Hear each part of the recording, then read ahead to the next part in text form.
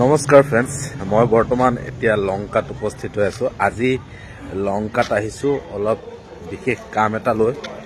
বিশেষ কাম মানে মোৰ যিজনী ছোৱালী আছিলে তাইৰ কিছু কাণৰ প্ৰব্লেম হৈছে। কাণত তাই অলপ বিষ অনুভৱ কৰে, গতিকে আৰু সাইনাছৰ প্ৰব্লেম আছে। গতিকে আজি ইয়াত লৈ আহিছো। মানে ইয়াত আজি কাক কাক দেখুৱাম আপোনালোকক, সকলোবোৰ দেখুৱাম। আপোনালোকে চাওক, মোৰ এখন হৈছে লংকা খণ্ড প্ৰাথমিক স্বাস্থ্য কেন্দ্ৰ। আপোনালোকে লংকাৰ আশে পাশে যিসকল মানুহ বা যিসকল মোৰ শুভাকাংক্ষী আছে, সকলোৱে হয়তো লংকা স্বাস্থ্য কেন্দ্ৰ, যিখন প্ৰাথমিক স্বাস্থ্য কেন্দ্ৰ ইয়াত আহিছে।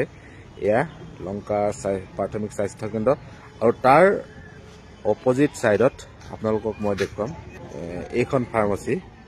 এইখন ফাৰ্মাচীত প্ৰত্যেক দেওবাৰে ENT ডক্টৰ মিছন ছাৰ আহে। গতিকে আমাৰ যিসকল লংকাৰ এৰিয়াৰ আশে পাশে থকা যিসকল ব্যক্তি আছে, তেওঁলোকৰ যদি ENT ডক্টৰক দেখাব লগা কিছু কিবা প্ৰব্লেম আছে, তেতিয়াহ'লে তেওঁলোকে এই ফাৰ্মাচীখনলৈ আহিব পাৰে। প্ৰত্যেক দেওবাৰে আচলতে ৰাতিপুৱা 9 বজাৰ পৰা তেওঁ ইয়াত ৰোগী চায় সন্ধিয়ালৈকে। আপোনালোকে যদি আপোনালোকৰ কিবা ENT কিবা প্ৰব্লেম আছে, তেতিয়াহ'লে সেই ডক্টৰ মিছন ছাৰৰ তাত আপোনালোকে দেখুৱাব পাৰিব। আৰু আপোনালোকে তেওঁলোকৰ তাত আহি আগতীয়াকৈ আপোনালোকৰ নামসমূহ এই ফাৰ্মাচীখনত দিব পাৰিব। আৰু তেওঁলোকে যিটো মাচুল লয়, সেই মাচুলটো আপোনালোকে যিদিনাখন নাম ভৰ্তি কৰে সেইদিনাখনে আপোনালোকে দিব পাৰিব। মানে এসপ্তাহত এবাৰ দেওবাৰে ৰাতিপুৱা 9টা বজাৰ পৰা এইখন ফাৰ্মাচী মই আপোনালোকক দেখুৱালোঁ। এয়া চাওক, এখন লংকা প্ৰাথমিক স্বাস্থ্য কেন্দ্ৰ, তাৰ সন্মুখতে আছে এখন ফাৰ্মাচী। এই ফাৰ্মাচীখনৰ নাম কি আছিল? Bharat medical hall. আৰু মই সেই ভাৰত মেডিকেলখনৰ যিজন স্বত্বাধিকাৰী, তেখেতৰ লগত দুআষাৰ কথা পাতিম। তেওঁলোকে কিবা ক'ব বিচাৰিব। কিবা ক'ব আপুনি? হয়, আমাৰ ইয়াতে প্ৰতি দেওবাৰে ৰাতিপুৱা 9টা বজাৰ পৰা 4টালৈকে থাকে ডক্টৰ অজিত কুমাৰ মিছন।